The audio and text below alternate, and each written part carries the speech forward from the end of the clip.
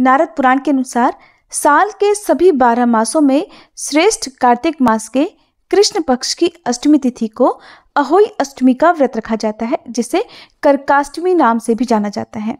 इसे लोक भाषा में अहोई आठे या होई आठे भी कहते हैं। अहोई का शाब्दिक अर्थ होता है अनहोनी को होनी में बदलने वाली माता। इस संपूर्ण सृष्टि में अनहोनी हो या फिर दुर्भाग्य को टालने वाली आदि शक्ति देवी पार्वती ही है। इसलिए इस दिन माता पार्वती की पूजा अर्चना अहोई माता के रूप में की जाती है। आज की इस वीडियो में आप जानने वाले हैं अहोई अष्टमी की संपूर्ण पूजा विधि के बारे में। अहोई अष्टमी का जो व्रत है वो माताएं अपने बच्चों की रक्षा के लिए, उनकी तरक्की के लिए रखती हैं। धार्मिक मान्यता है कि अहोई अष्टमी के दिन विधि विधान से रखे गए व्रत के प्रभाव से माता और संतान दोनों के जीवन में सुख समृद्धि आती है और उनकी सारी समस्याएं भी दूर हो जाती हैं। वहीं निसंतान महिलाएं भी इस व्रत को संतान प्राप्ति की कामना से रख सकती हैं। अहोई अष्टमी का जो व्रत है वो निर्जला रखा जाता है। वहीं आप इसको अपनी शारीरिक क्षमता के अनुसार भी रख सकते हैं। जैसे कि इस व्रत में यदि आप निर्जल ना रह पाएं तो फल के साथ में आप या जल के साथ में भी आप इस व्रत को रख सकते हैं।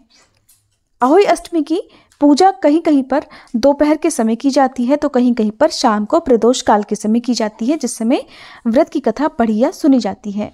अहोई अष्टमी की पूजा के लिए आपको अहोई माता का चित्र चाहिए होगा और साथ ही इस व्रत में स्याओं की माला भी गले में पहनी जाती है। मिट्टी के 2 कलश रखे जाते हैं। बहुत सी जगह पर करवा चौथ के जिन करवों से आपने पूजा की है, चंद्र देवता को अर्घ दिया है, उन करवों का प्रयोग आज के दिन भी किया जाता है।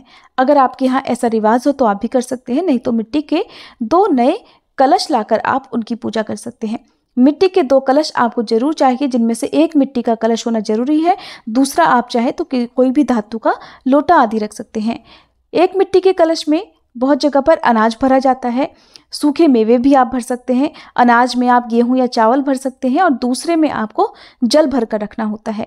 जब आप दोपहर के समय अहोई माता की पूजा करते हैं या कथा पढ़ते हैं तो दोपहर के समय इस जल का अर्घ सूर्य देवता को दे दिया जाता है। बहुत सी जगह पर शाम को तारे निकलने पर तारों को अर्घ देकर उसके बाद व्रत खोला जाता है। तो जब आप तारों को अर्घ देंगे तो इसी जल का प्रयोग करेंगे। और कुछ जगह पर चंद्र देवता को अर्घ देने के बाद ये व्रत खोला जाता है। हालांकि अधिकतर जगह पर तारे निकलने पर ही तारों को अर्घ देकर व्रत की पूर्णता मानी जाती है। सबके अपने अपने रीति रिवाज होते हैं। कहीं कहीं पर जो 2 मिट्टी के कलश लिए जाते हैं उन दोनों में ही जल भरकर रखा जाता है, जिनमें से एक कलश में रखे गए जल से तो तारों को अर्घ दे दिया जाता है। दूसरा जल से भरा हुआ कलश जो है वो दीपावली तक ऐसे ही रखा जाता है और फिर इस जल का छिड़काव दीपावली के दिन पूरे घर में किया जाता है। अपने घर के मुख्य द्वार पर घर के हर कोने में जल का छिड़काव करने के बाद जो भी आपके बच्चे हैं, संतान हैं, उनके नहाने के पानी में इस जल को मिलाकर उससे स्नान करवाया जाता है। ऐसा करने से जो संतान है वो दीर्घायु होती है, उनकी रोग प्रतिरोधक क्षमता बढ़ती है और वो स्वस्थ और निरोगी रहते हैं। तो ये जल बहुत पवित्र माना जाता है। अगर आपके यहाँ ऐसा रिवाज है तो आप भी इस नियम का पालन कर सकते हैं। अहोई अष्टमी की पूजा करने के लिए आप एक चौकी पर लाल या पीला वस्त्र बिछाएं, गंगा जल छिड़ककर पवित्र कर लें। फिर अहोई माता का जो कैलेंडर या फोटो आपके पास है उनकी स्थापना आपको करनी होती है। अलग से आपको गणेश भगवान की स्थापना या गौरा मैया की स्थापना करने की आवश्यकता नहीं होती है। आप चाहे तो कर सकते हैं, लेकिन जो पोस्टर होता है उसी में सभी देवी देवताओं की जो पिक्चर्स हैं वो बनी हुई होती हैं, तो आप उनमें देखकर उनकी पूजा कर सकते हैं। अहोई माता की पूजा भी आपको विधि विधान से पोस्टर से ही करनी होती है। कई जगह पर ऐसा होता है कि अहोई माता का आपको पोस्टर ना मिल पाए, या अगर आप देश से बाहर रहते हैं, आपके पास अहोई माता की पिक्चर्स उपलब्ध नहीं है, फोटो आपको ना मिल पाए, तो आप मोबाइल वगैरह में देखकर भी अहोई माता का पूजन कर सकते हैं। या फिर आप पिक्चर जो है वो डाउनलोड करके प्रिंट आउट निकलवा कर उनकी भी पूजा कर सकते हैं। कोशिश करें कि आपको फोटो या कैलेंडर ही मिल जाए।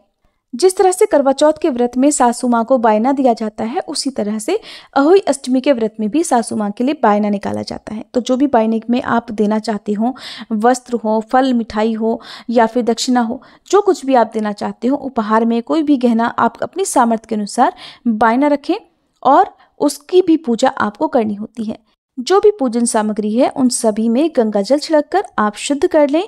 फिर सबसे पहले ओम श्री गणेशाय नमः मंत्र का जाप करते हुए आप चौकी पर थोड़े से अक्षत रखकर स्वास्तिक का चिन्ह बनाएं, या थोड़े से आप अक्षत या गेहूं रख सकते हैं। उसके ऊपर आपको दीपक जलाना होता है। दीपक आप घी का या फिर तिल के तेल का जला सकते हैं। दीपक जलाने के बाद सबसे पहले गणेश भगवान का पूजन आप करें। गणेश भगवान को सिंदूर का तिलक लगाएं और रोली का तिलक लगा सकते हैं। उन्हें वस्त्र रूपी कलावा और जनेऊ अर्पित करें। फिर अहोई माता का पूजन आप करें। अहोई माता को तिलक लगाएं। उन्हें आप लाल चुनरी चढ़ा सकते हैं, कलावा अर्पित करें और इसके अलावा श्रृंगार की सामग्री भी आप चाहें तो अहोई माता को अर्पित कर सकते हैं। अहोई माता का पूजन करने के साथ ही आप जो भी पोस्टर्स में आपको पिक्चर्स दिखाई देती हैं, सूर्य देवता, चंद्र देवता या जो तारे हैं, उन सभी का पूजन आपको इसी प्रकार से विधि विधान से करना है।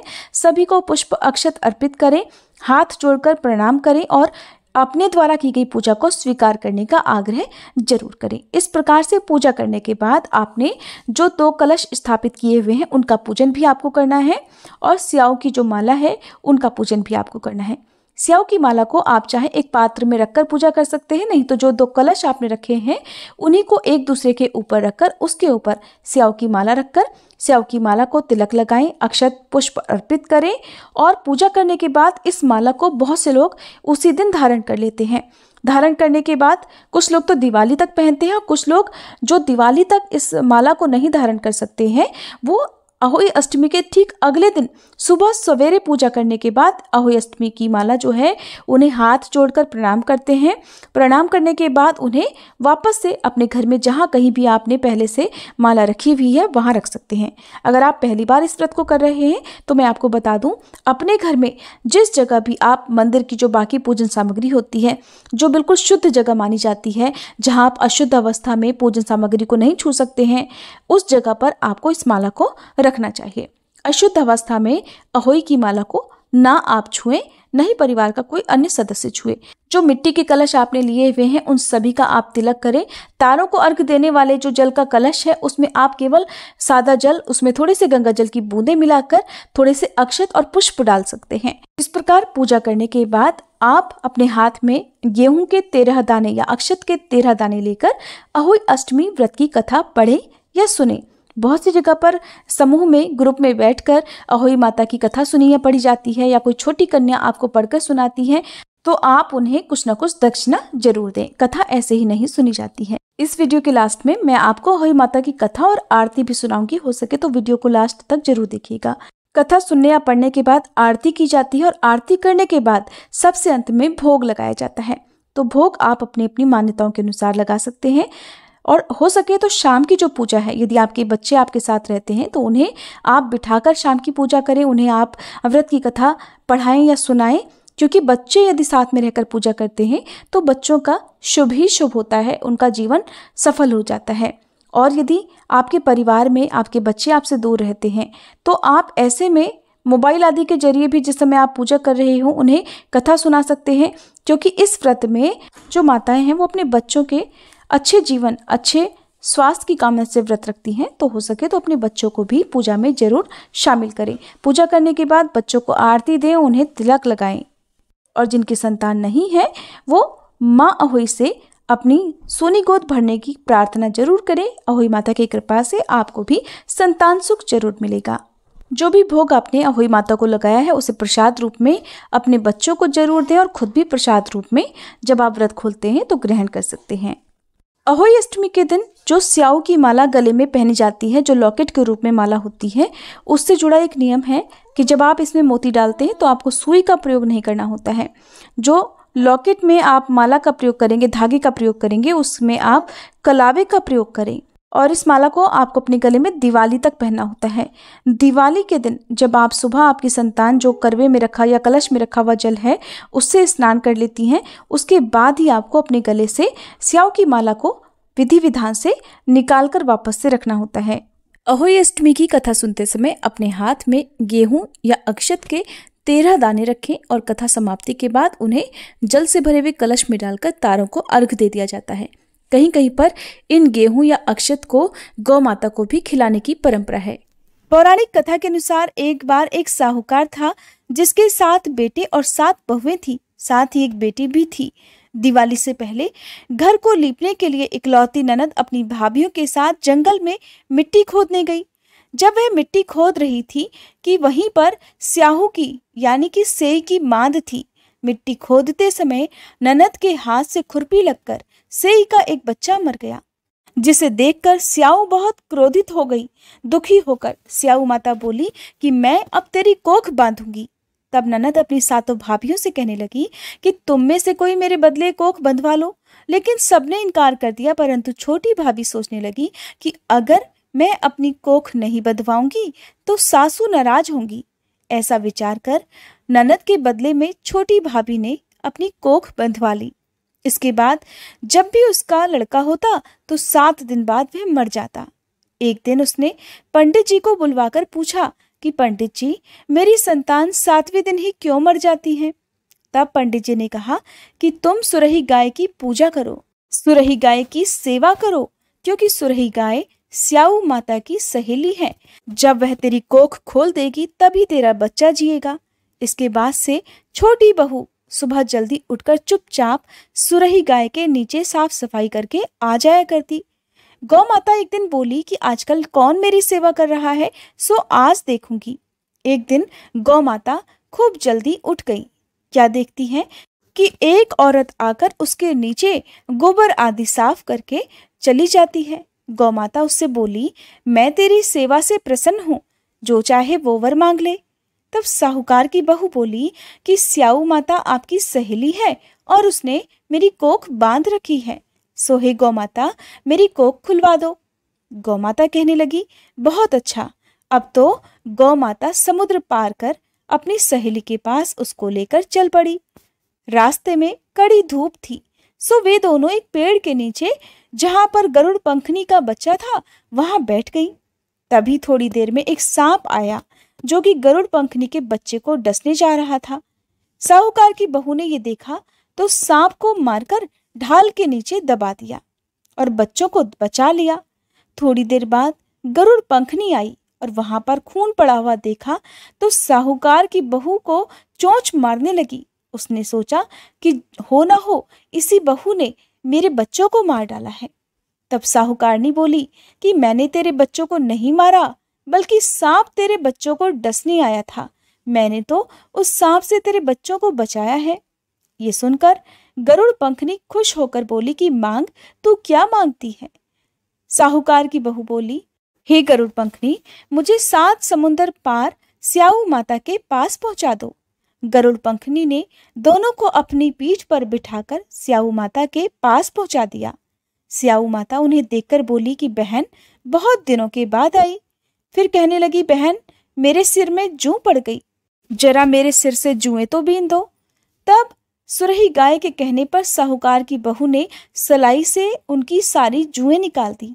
इस पर स्याऊ माता प्रसन्न होकर बोली कि तूने मेरे सिर में बहुत सलाई डाली है, इसलिए 7 बेटे और बहुएं तुझे मिलेंगी। वह बोली, हे स्याऊ माता, मेरे तो एक भी बेटा नहीं है, 7 बेटे कहाँ से होंगे। स्याऊ माता बोली, वचन दे दिया सो दे दिया, वचन से फिरूं तो धोबी कुंड पर कंकरी हो जाऊं। जब साहूकार की बहू बोली, मेरी कोख तो तुम्हारे पास बंद पड़ी है। ये सुनकर स्याऊ माता बोली, तूने तो मुझे ठग लिया। मैं तेरी कोख खोलती जो नहीं, परंतु अब तो खोलनी पड़ेगी। जा, तेरे घर तुझे 7 बेटे और 7 बहुएं मिलेंगी। तू जाकर उजमन करियो, 7 अहोई बनाकर 7 कढ़ाई करियो। साहूकार की बहू खुश होकर घर लौट आई। घर लौटकर आई तो देखा 7 बहुएं और 7 बेटे बैठे हुए हैं। वह बहुत खुश हो गई। तब उसने 7 अहोई बनाई, 7 उजमन किए और 7 कढ़ाई की। रात के समय जेठानियां आपस में कहने लगी कि जल्दी जल्दी नहाकर पूजा कर लो, कहीं छोटी बच्चों को याद करके रोने ना लग जाए। थोड़ी देर में उन्होंने अपने बच्चों से कहा कि जाओ बच्चों, अपनी चाची के घर जाकर देख कर आओ कि वह आज अभी तक रोई क्यों नहीं, क्योंकि हर साल अहोई अष्टमी के दिन छोटी बहू अपने बच्चों को याद करके खूब रोया करती थी। बच्चों ने जाकर देखा कि चाची तो कुछ मान रही है, खूब उजमन हो रहा है। ये सुनते ही जेठानियां दौड़ी दौड़ी उसके घर आई और जाकर कहने लगी, छोटी बहू, तेरी कोख तो बंधी हुई थी, तूने कैसे कोख खुलवा ली। तो वह बोली, तुमने तो कोख बंधाई नहीं, सो मैंने ही कोख खोल दी है। स्याऊ माता ने कृपा करके मेरी कोख खोल दी। हे स्याऊ माता, जिस प्रकार आपने मेरी कोख खोली, उसी प्रकार संतान सुख की इच्छा रखने वाली सभी महिलाओं की कोख भी खोल देना। संतान सुख की कामना रखने वाली हर महिला को संतान सुख देना और जिनकी संतानें हैं उनकी सभी संतानों की रक्षा करना। ओम जय अहोई माता, मैया जय अहोई माता, तुमको निस दिन ध्यावत हरि विष्णु विधाता। ओम जय अहोई माता, ब्रह्माणी रुद्राणी कमला तू ही है जग माता, सूर्य चंद्रमा ध्यावत नारद ऋषि गाता। ओम जय अहोई माता, माता रूप निरंजन सुख संपत्ति दाता, जो कोई तुमको ध्यावत नित्य मंगल पाता। ओम जय अहोई माता, तू ही पाताल बसंती, तू ही है शुभ दाता, कर्म प्रभाव प्रकाशक जग निधि से त्राता। ओम जय अहोई माता, जिस घर तुम्हरो वासा, ताहि घर गुण आता, कर न सके सोई कर ले, मन नहीं घबराता। ओम जय अहोई माता, तुम बिन सुख न होवे, ना कोई पुत्र पाता, खान पान का वैभव तुम बिन नहीं आता। ओम जय अहोई माता, शुभ गुण सुंदर युक्ता, क्षीर निधि की जाता, रत्न चतुर्दश तुम बिन कोई नहीं पाता। ओम जय अहोई माता, श्री अहोई माँ की आरती जो कोई जन गाता, उर उमंग अति उपजे पाप उतर जाता। ओम जय अहोई माता, मैया जय अहोई माता। अगर आपको ये वीडियो पसंद आई हो तो वीडियो को लाइक जरूर कीजिएगा।